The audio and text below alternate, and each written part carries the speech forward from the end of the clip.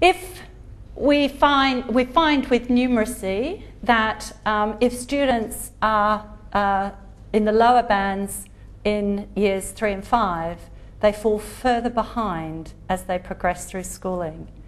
And that there's a likelihood that they will not progress through to later years if in fact the literacy and numeracy is low at year 9.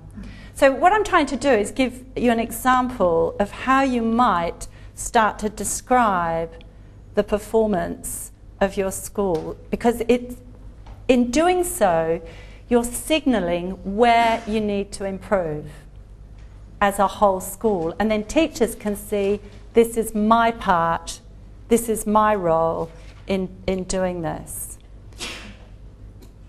Are there any sort of questions about that? Do people sort of see where I'm heading with that? Are there any points that you want to push back at me on that? All right, so the leadership challenge: create your performance story on student achievement and be clear about the areas where you think improvements can be made or where improvements are occurring using our strengths-based model, and then encourage the practice so that teachers are able to do the same thing. And I say here at least one class, because in secondaries, you know, teachers are going to have a number. So let's start with at least being able to do it with 1 or 2, and so catch them being good and being able to do that. So let's have a look then at some of the whole school data to help you think about now what conditions you need to create in order for these other things to happen. So we've talked about collective efficacy, we've talked about how you create the performance story and mirror that.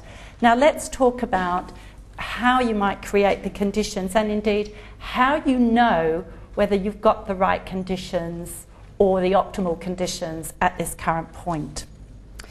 Now, we do know that student family occupation, or SFO density, is a significant driver of student outcomes. However, the work of Victor Barr and Graham Marshall, which I think some of you have heard, or we commissioned that work based on the analysis of these data to say, and I don't know whether any of you have read the book Outliers, but anyway, these were outlier schools that we picked up by saying these are high SFO density schools, in other words, low SES, but with really amazing performance. You know, so outliers. It was not the sort of relationship or correlation that we have seen. And so when we started to look at these particular schools, we saw a set of behaviours, a set of practices that were characterised by truly high-performing schools. And quite unassuming, just this is the way they do the business. And the use of data came through incredibly high in these schools. Systematic use of data by their classroom teachers and the whole school to set the conditions. Now, the other thing that really came through looking at this whole school data was their staff opinion data. And one of the features was what we would call their teacher efficacy, going back to this collective efficacy. So staff had a very high perception that these kids can learn. So these kids were coming from quite disadvantaged backgrounds.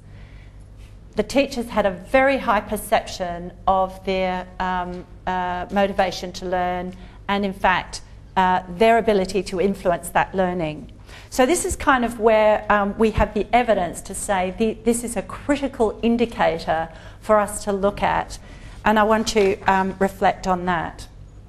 So we know that the drivers of student outcomes are about driven by a strong organisational climate. And you have said these things at the start about what you think might happen as a consequence of being involved in this work.